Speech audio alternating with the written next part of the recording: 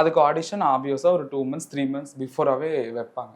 So அந்த 2 மாதத்துல வந்து தன்னால் என்னென்னலாம் முடியுமோ, கான்ட்ரவர்சி எப்படியெல்லாம் கிரியேட் பண்ண முடியுமோ கிரியேட் பண்ணி வைப்பாங்க.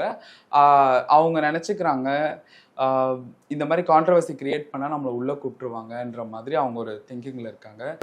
அவர் பேர் என்ன, ஏதோ அவர் அரசியல் பிரமுகர்னு நினைக்கிறேன்.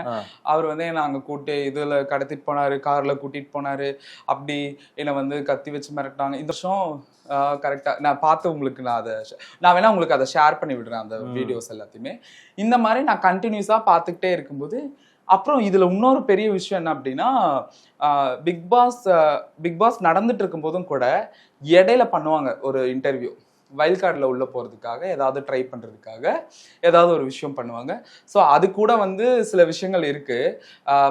பல பர்சனல் விஷயங்கள், பலருடைய பர்சனலை வெளியே சொல்கிற அளவுக்கு அவங்க வந்து எக்ஸ்ட்ரீமாக போயிருக்கிறாங்க.